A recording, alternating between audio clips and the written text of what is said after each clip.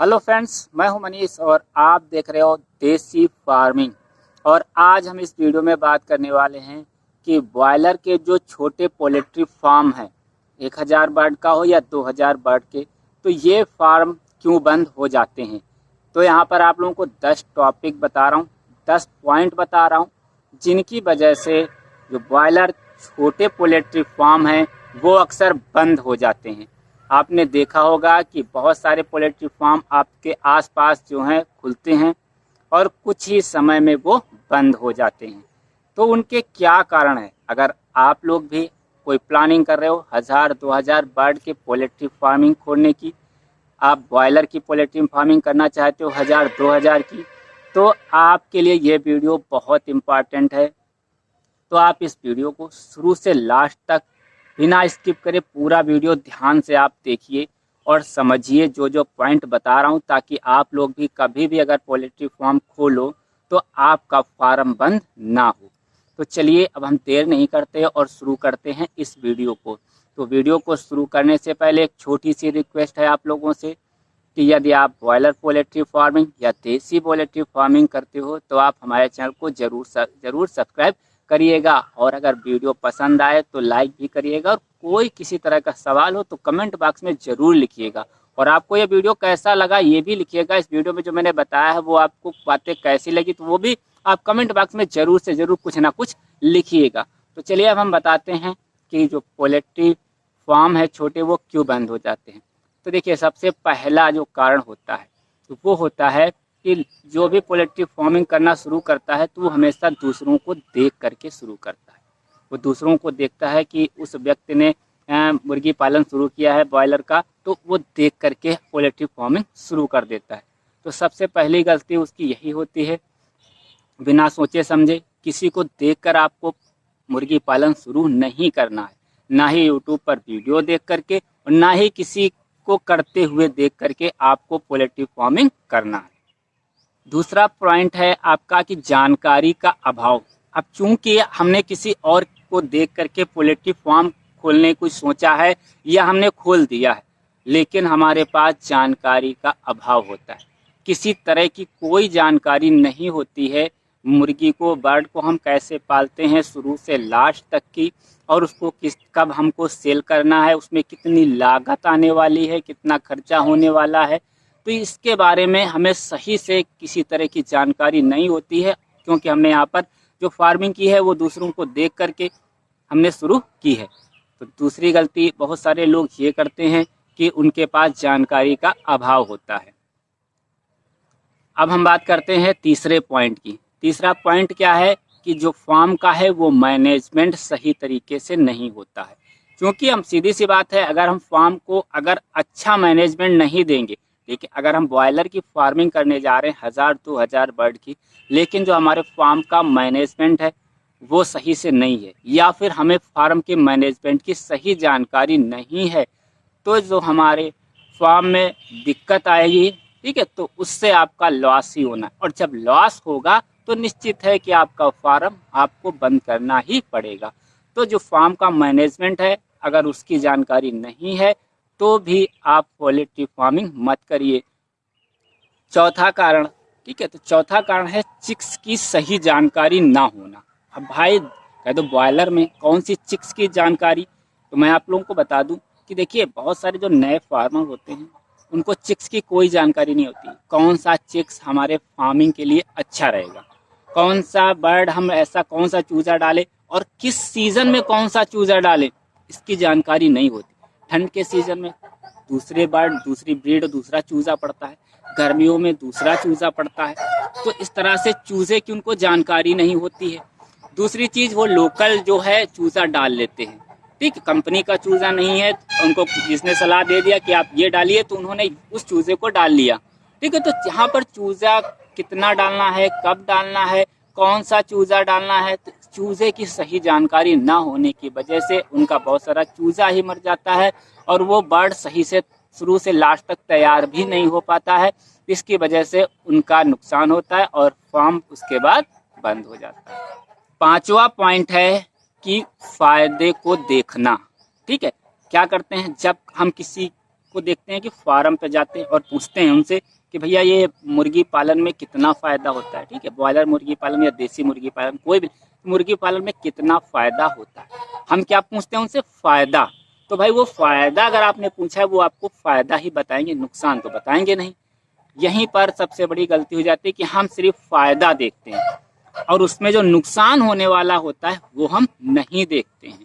तो पहले चीज़ तो आप फ़ायदे के साथ में नुकसान भी देखिए, ठीक है। तो यहाँ पर 5वां पॉइंट हो गया कि हम यहाँ पर फ़ायदा से ज़्यादा नुकसान भी देखना चाहिए। इसमें रिस्क जो होता है वो बहुत हाई होता है, ठीक है, बहुत ही ज़्यादा होता है। तो यहाँ पर आपको फ़ायदे के साथ में नुकसान की भी जानकारी होनी चाहिए। छठा कारण है वो है आपका लोकल फीड देना, ठीक है। बहुत सारे लोग नए फार्मर्स होते हैं, उनको फीड की खास जानकारी नहीं होती है कि हमें कौन सा फीड देना चाहिए। तो उनको जो फीड मिल जाता है, ठीक है, वो फीड देने लगते हैं। जब हम उसको लोकल फीड या किसी तरह का फीड हम देंगे तो उनका जो FCR है वो कम सही आएगा। और दूसरी बात, उनका हो सकता है बार बार पेट भी खराब हो जाए, जिसकी वजह से उनको बीट आने लगती हैं, उनका ग्रोथ सही नहीं होता है। तो इस तरह से लोकल फीड भी बहुत मायने रखता है आपके पोल्ट्री फार्म बंद होने में, ठीक है। तो आप अगर हो सके तो आप केवल कंपनी का फीड दीजिए। 7वां कारण है आपका कि बीमारी और उनकी दवाइयों की जानकारी ना होना। क्योंकि जब हम नए नए फार्मर होते हैं और किसी को देख करके या जानकारी के अभाव से हमने क्या किया, फार्मिंग तो शुरू कर दी, लेकिन शुरुआत में हमें ना तो बीमारियों की जानकारी होती है ज़्यादा और ना ही बहुत ज़्यादा अच्छी दवाइयों की जानकारी होती है। तो यहाँ पर अगर हमें बीमारी की और जानकारी की, दवाइयों की सही जानकारी नहीं होगी तो होगा क्या हमारा कि जब कोई बर्ड बीमार होगा या मरने लगेगा तो हमको सही से ट्रीटमेंट नहीं कर पाएंगे और हमारा लॉस होना शुरू हो जाएगा। तो क्योंकि CRD जैसी बीमारियां जब आती हैं तो पूरे फार्म को सफ़ा कर देती हैं, चाहे CRD हो, इकोलाई हो या किसी तरह की और डिजीज़ हो। तो इन बर्ड्स में बहुत जल्दी पकड़ती हैं और जब बीमारी अटैक करती हैं तो हमें संभलने का मौका यहाँ पर नहीं देती हैं और नया फार्मर तो वैसे भी इनको संभाल नहीं सकता है। अंत में उसको जाकर के लॉस होता है, जिससे उनका फार्म बंद हो जाता है। 8वां पॉइंट है हमारा कि चूज़ा डालने का सही समय की जानकारी ना होना, ठीक है। जब हम नए फार्मर हो या पुराना फार्मर हो, पुराना फार्मर या अगर है तो वो चूज़ा सोच समझ के डालेगा, लेकिन जो नया फार्मर है उसे कब चूज़ा हमें डालना चाहिए, ठीक है, जिससे हमारा अधिक बेनिफिट हो, लॉस ना हो, ठीक है, या कम भी बेनिफिट हो बट हमारा लॉस ना हो। तो अगर हम सही समय पर चूज़ा नहीं डालते हैं तो हमारा लॉस हो जाता है। कभी कभी हम ऐसे समय पर चूज़ा डाल देते हैं कि जब जो मार्केट का रेट होता है बहुत ही कम होता है। तो यहाँ पर हमें चूज़ा किस समय डालना चाहिए, सही जानकारी हमारे पास होनी चाहिए कि किस समय हम चूज़ा डालें, कि जब हम चूज़ा डालें तो हमारा जो बर्ड तैयार हो वो सही रेट में बिके। भले ही हम साल में कम बैच लें, ठीक है, हर बैच बहुत सारे बैच हम ना लें लेकिन कम बैच लें, तो यहाँ पर चूज़े का डालने का समय भी आपको निश्चित करना पड़ेगा, आपको इसकी भी जानकारी होनी चाहिए। अगर हम चूज़ा बार बार ऐसे ही डालते रहेंगे और उसको ऐसे समय पे तैयार हो रहा है जिस समय जो मार्केट का रेट है बहुत ही कम हो जाता है, तो ऐसे समय में हमारा लॉस होना मुमकिन है। तो हमारा जब लॉस होगा तो आपको फिर से वही कि आपको फार्म बंद करना पड़ेगा। 9 नंबर पॉइंट है हमारा कि लागत की सही जानकारी ना होना। तो देखिए दोस्तों, जब नया फार्म खोलता है तो उसको लागत की सही जानकारी नहीं होती कि 1000 बर्ड हम अगर डालें तो हमें उसमें कितनी लागत आएगी टोटल तैयार होकर सेल होने तक, ठीक है। तो जब हमें सही जानकारी नहीं होगी और हमारे पास जो लागत हमारी लग रही है, ठीक है, तो वहाँ पर क्या होगा कि जब हमारे पास फीड कम पड़ गया, ठीक है, तो क्या करते हैं कि हम जो फीड किसी से लेंगे, ठीक है, तो उधार ही हमको लेना पड़ेगा, क्योंकि जब तक हमारा बर्ड सेल नहीं होगा तब तक हमारा फीड तो खाएगा ही खाएगा। तो हम क्या करेंगे कि हम किसी से उधार फीड लेंगे, जिससे भी हम फीड लाते हैं तो उधार हम फीड लेंगे। जब हम किसी से उधार फीड लेंगे तो वो हमारा जो रेट है वो ज़्यादा लगाएगा, और जब रेट ज़्यादा लगाएगा तो निश्चित है कि आपकी बचत यहाँ पर कम हो जाएगी। तो यहाँ पर जो है लागत की सही जानकारी नहीं होती है। कभी कभी जो मेडिसिन है वो बहुत ज़्यादा लग जाती है। जब मरने लगता है बर्ड तो बहुत सारी हमें मेडिसिन का यूज़ करना पड़ता है। कोई बीमारी लग जाती है तो उसमें हमें बहुत सारी मेडिसिन का यूज़ करना पड़ता है, तो उसमें हमारी बहुत सारा पैसा इन्वेस्ट हो जाता है। तो जब हमारा पैसा बहुत सारा ख़त्म हो जाएगा, सही लागत से हमारे पास जानकारी नहीं होगी तो यहाँ पर क्या होगा प्रॉब्लम हमारे आगे कि आगे हमको फिर उसको नुकसान ही उठाना पड़ेगा और अंत में हमें उसको फार्मिंग को छोड़ना पड़ेगा। और लास्ट में यहाँ पर हम आपको और बता दें, आखिरी पॉइंट में यहाँ पर हमने बहुत सारी छोटी छोटी बातों को शामिल किया है कि जैसे कि हमारे यहाँ से मेडिसिन जो हमारी पोल्ट्री फार्म की मेडिसिन होती हैं, ठीक है, तो उसका जो मेडिकल स्टोर है, ठीक है, पोल्ट्री फार्म का जो स्टोर है तो मेडिसिन का वो हमसे काफ़ी दूर होता है। अगर हमको सही से जानकारी नहीं कि हमारे जो बर्ड है तो बॉयलर की, तो इसका जो मेडिसिन है वो कहाँ पर मिलेंगी, ठीक है, तो हमें मेडिसिन का स्टोर की जानकारी नहीं होती है। हमारे पास कोई ऐसा व्यक्ति नहीं होता है जो बर्ड अगर हमारी बीमार हो रही हैं तो हम इनको दिखा करके उनका पोस्टमार्टम करा करके हमको सही से जानकारी मिल जाए।